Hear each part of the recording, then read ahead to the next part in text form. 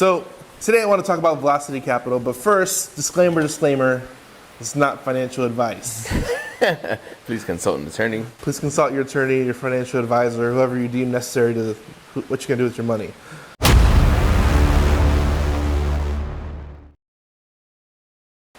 And that's for everybody here, but velocity capital. So a lot of people, I see it all the time on Twitter, and I'm gonna take some shots today. Take some shots to Twitter people. It's so funny because everybody's trying to. Once you get to a point where you want to invest, which is it's different stages of your life, and I don't know. Anthony, do you have a retirement? Do I have a retirement? Yeah. Nope. I don't have a retirement either. So it's one of those things where like we're entrepreneurs. We're making our retirement through our business, and we're creating it daily, right? So it's one of those things where a lot different strokes, different folks, and whatever you're comfortable with and how you invest your money is how you do it. Me and Anthony, we're entrepreneurs. No 401k, no insurance. And we'll get there eventually, but right now it's just acceleration, which is why the whole point of this video is velocity of capital. So a lot of people, on Twitter, they always talk about like dividends being a great investment, reinvesting dividends, and all this stuff. And they always laugh, and it's one of those things where they're like, oh, I reinvest my dividends, I get an 8% return, and the stock market goes up at 12% annually, and all this stuff. And like, okay, what if the stock goes to zero? And like, well, I invest in great companies. I'm like, okay, but it's still a 5% return. Like, and then you talk to the people like, oh, I live off my dividends. I need $1 million in dividends in a dividend paying stock to make $100,000 a year. And I'm like, bro, it's painful. It's painful. If you have $1 million sitting, collecting dividends, I need you to lend me that $1 million because I got to do something with it real quick.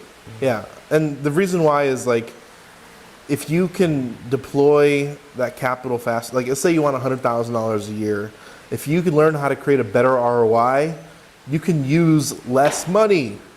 You don't need $1 million to make $100,000 or whatever that $1.3 million. And the reason why I know that number is because I did the math. Do the math. What does it take to produce an ROI? And let's say it's $100,000 a year, and in 5 years it might be $120,000 a year because of inflation. Me and Corey Thompson, we were messing with Twitter or somebody on that one too. It's like a lot of people, they're trying to invest to a certain point to live off for retirement, but when you retire or you get in a car accident and you're paralyzed and now you got to pull that from that money every day, you're losing money every day, and you will go to zero. You will go to zero real quick. And now you're fighting against inflation with your set amount of capital, and you're pulling your dividends because you have to, and now you have nothing. So what's a better way to make money then? A better way to make money is you got to find a way to, especially when you're broke, I think you have to find a way to get 30% or more returns.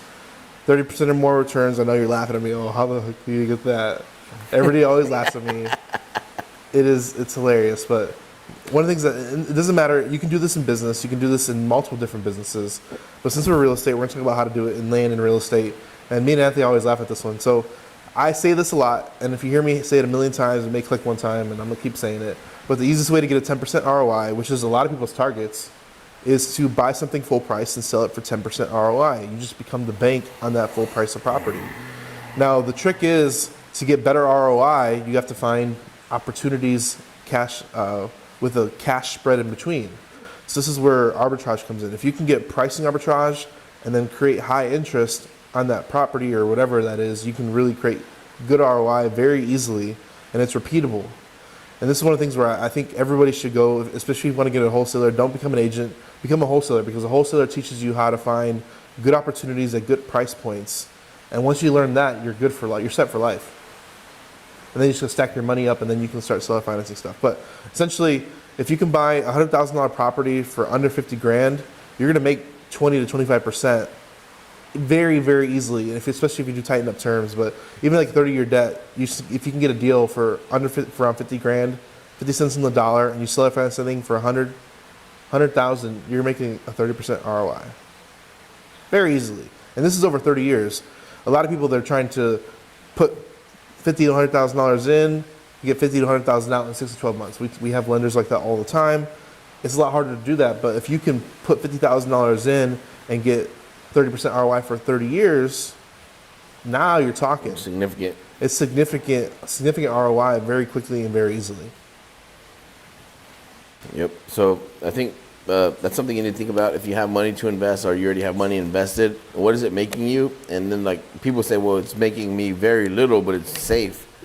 It's not safe because you're losing money every day.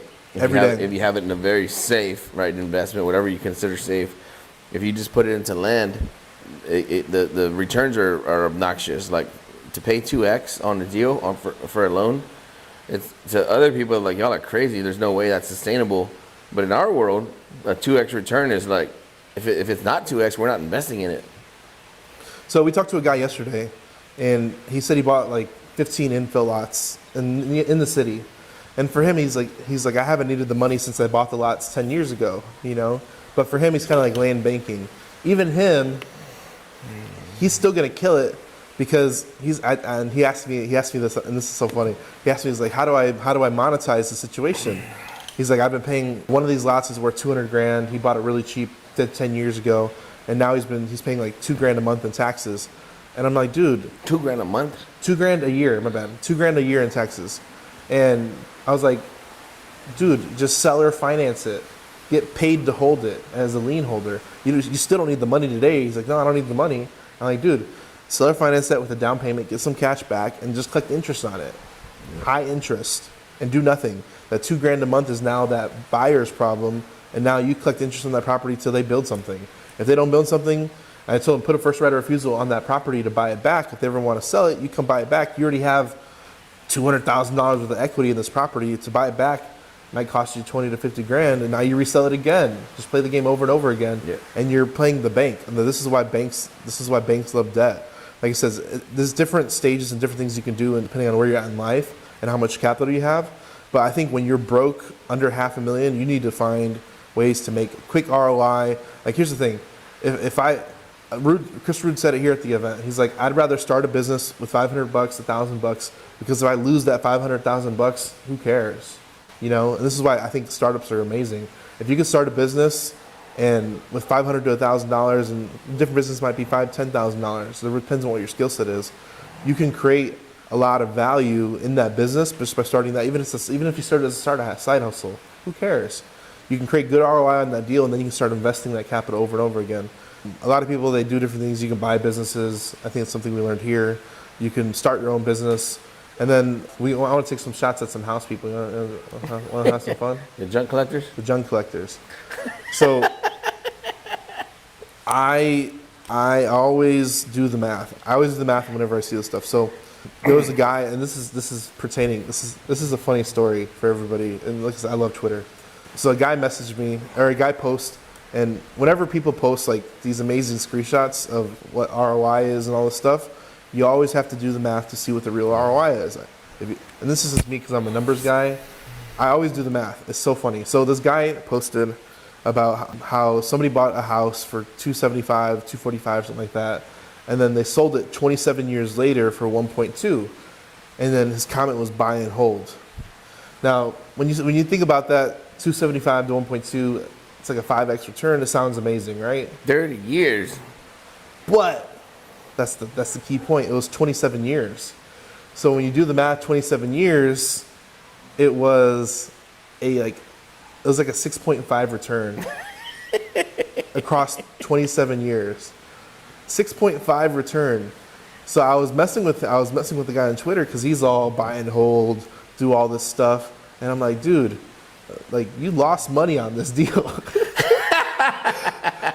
I'm like, you lost money on this deal. I'm like, dude, what about CapEx, depreciation, vacancy, insurance, all renters, doing make-readies and terrible flips, deal. Flipping that property. What's real land people are always, house people are always like, well, the best ROI is paint. How many times do you have to paint the house in 30 years? Roofing, AC went out guaranteed, the boiler. Like he dropped a lot of money, and he still got a 6% return. So then his comeback was, what if he got a loan? And I'm like, okay, what if he got a loan? So I did the math. Even if he got a loan, it was still like a 16% minus all the depreciation, taxes, insurance, minus all that other stuff. So it's still not a great return. I just told you how to get a 30% return very easily for 30 years On a land deal, you find a $100,000 property for 50 grand and you still finance it. And you get net cash flow with no capex. That guy at dinner last night, he was like, I get all my loans through the bank. I'm like, cool, awesome, sick. Will they lend you $6.5 million? No. So yeah, even if you borrowed the money from a bank, it was a stupid borrow if you're gonna buy a $100,000 asset. And like I said, it's one of those things, I don't know.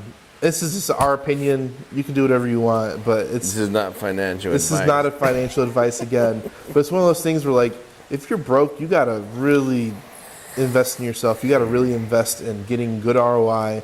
Even if you hit your head a few times, find a way to produce it and find a way that's replicatable over and over again. And if you can't find it, you can talk to us. We're always looking for money. And this is the other thing, and I'll say this again, like I mentioned starting a business.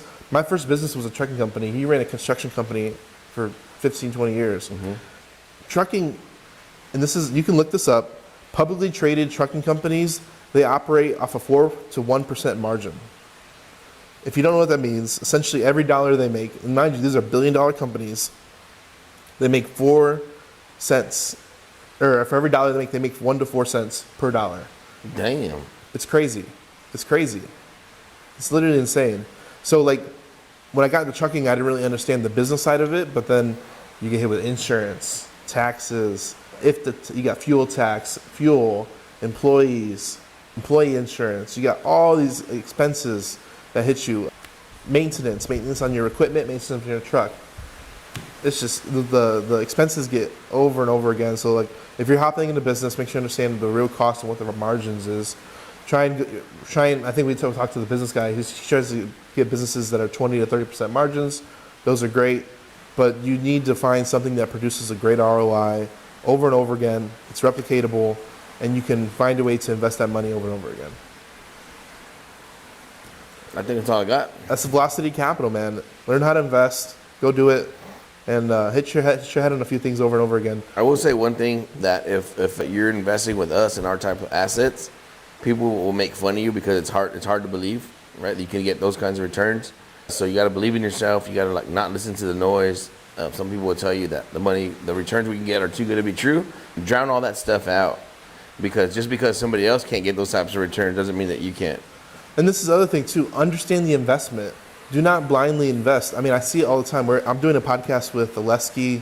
I don't know how to say his last name, but if you see a video coming out with Oleski, go watch it. I haven't recorded it yet, but what he does is he helps shine the light on bad investors that invest bad capital into bad deals. Bad GPs. And it's bad GPs, and it happens all the time, and it's sad to see.